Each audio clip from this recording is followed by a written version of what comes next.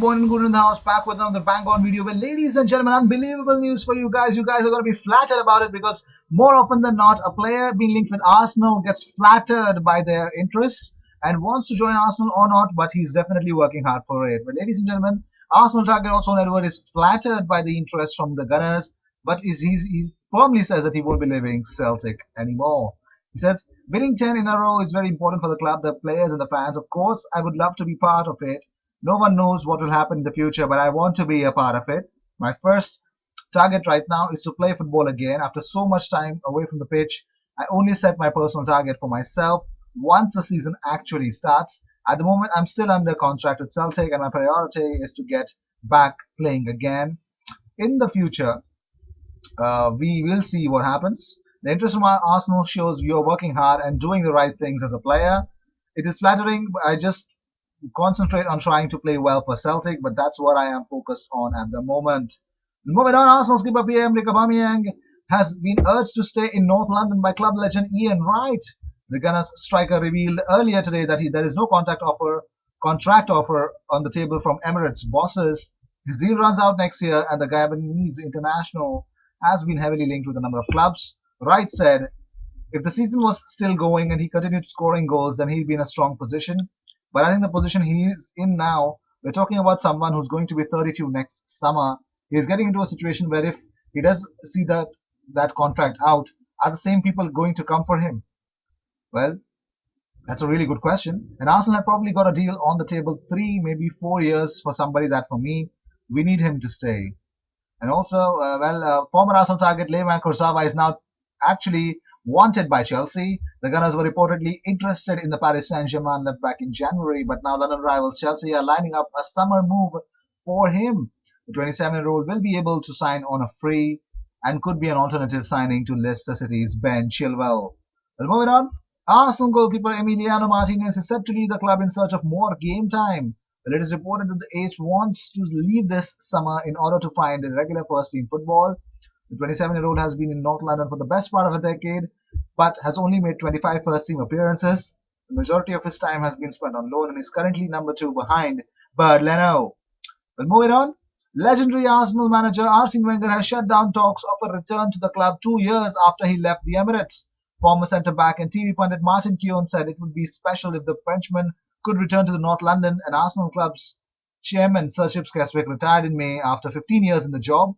But Wenger, who ruled himself out of the running to replace the 80-year-old despite recognizing he was favourite to take on the job, he says the candidate says there is no candidate at all, so we won't be seeing Arsene Wenger back at Arsenal at any position whatsoever. And moving on, Arsenal legend Ian Wright has said that Gunners need to put pressure on Manchester City in the Premier League clash on Wednesday. Mikel Arteta takes his side to his old stomping grounds, the Etihad, as the English top flight restarts after COVID-19, but the game will be behind closed doors.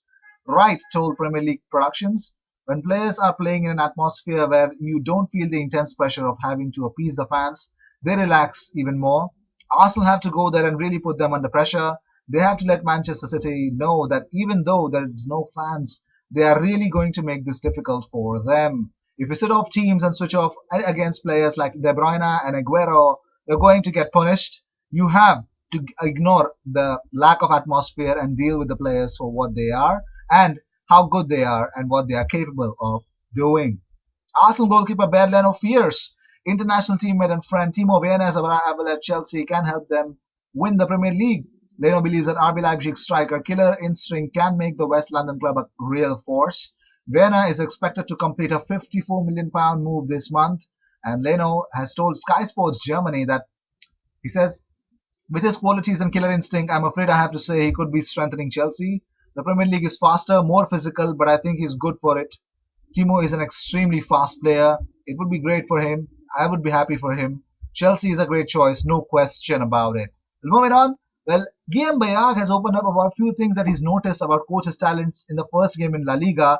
You guys can definitely see about that at Arsenal or any other clubs as well in the Premier League as well, because number one, physical stats during the game similar to the first game of the season and logical struggling at the end of the game. You also notice that players use all their energy, recovery takes longer than usual, many have cramps, rare image in the top footy. And then he says goalkeepers are suffering the most. Not being able to train specifically during break and no friendlies mean their timing is a bit off. And some goalkeeping coaches say veterans aware of their limits and are willing to risk less and are less affected. And no time to train between games, all about recovery. It's all about your talent to be recovered as soon as possible. And more on that, he says so only tactical tweaks which are possible. Technically, all players are all below average, and subs help hugely with change of dynamics. Especially Villarreal replaced all creative players and helped them win. And uh, Eibar actually prioritized next game. Therefore, they put up a weak lineup versus Real Madrid as games come thick and fast. Might not be the only one to do it. And also, teams maintain a rhythm, and which is important to put in practice their football style longer than expected. Mostly first half Sevilla derby, for example. And also, there are less conflict, less protest to referees. The decisions are better accepted by the players. Players that need fans to put pressure on to refs are being more shy. As a consequence, refs' decisions are fairer, and all managers that Guillaume Bayak spoke to are happy to be back. That's the most important picture to be put out, that they all are damn happy that the footy is back on the market. We all are happy as well. But moving on, Valdinos Mavropanos and his side lost a derby, and this is what he posted on social media.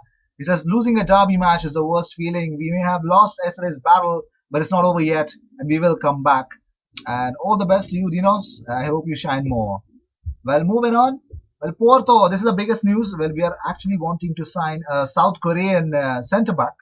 Well, Porto actually want to sign centre back Kim Min Jae. That's his name. But face stiff competition from Arsenal and Watford. Arsenal and Watford inquired about the player's valuation and availability. So you can understand the desperation of getting a centre back has actually, took us back to South Korea for this player.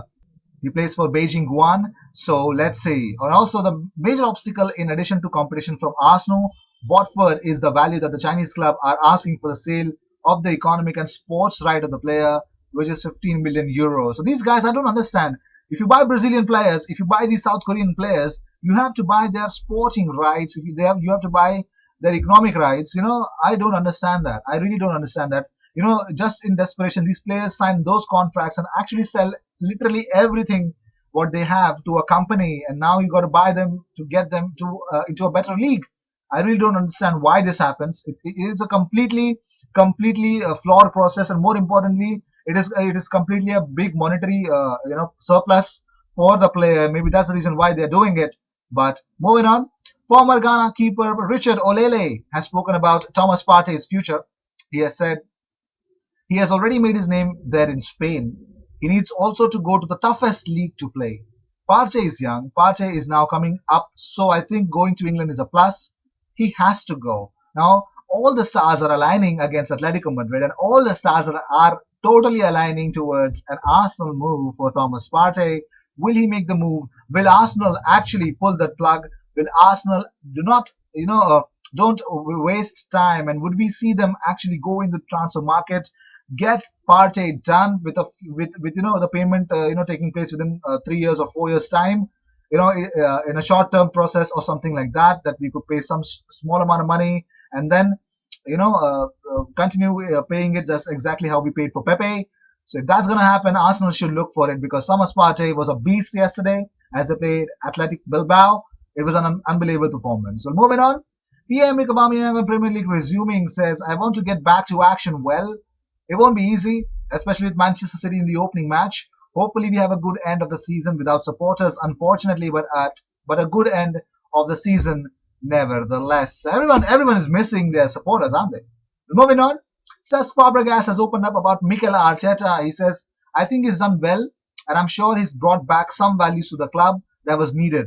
He's been with Pep for 3 years, and I'm sure he's like a master for any young coach that wants to start being a manager. Going on, he says, it's a much harder job than Chelsea in terms of rebuilding the squad, and they had problems because Arteta started much further down the line. I'm positive that they will pick up very soon, and that next season could be the one for them. Everyone is wanting it. Every single person is definitely wanting it. And let's say Ian Wright has opened up about Aubameyang's situation again. He says he's getting us into a situation where if he does see that contract out, are the same people going to come for him? This is what I said before, didn't I? And also, Ian Wright spoke. He said if he does say I don't want to sign a deal, and then Arteta starts then to use Martinelli and he starts to score goals and do well, then all of a sudden Aubameyang's position and negotiation point gets weaker. That makes Arsenal stronger, isn't it? Moving on. Ian Wright spoke about Bukayo Saka's future. He says, I believe he will sign, but I do think him and his representatives are doing the right thing by dragging it out to get the best deal they can. Arsenal is the right place for him at the moment. Well, these were the news of the day. I hope you enjoyed whatever came your way. All the views, news, and everything about Arsenal comes platform every single day, twice. So what you got to do, you just have to subscribe and hit that bell icon, because when you do that, you get 2 videos about Arsenal every single day. And help us reach 5,000 subscribers as soon as possible. We're not far off. I think we're somewhere around 408 subscribers behind right now. But I think you guys can help me reach there. I will see you in my next video. Until then, cheers. And don't forget to subscribe.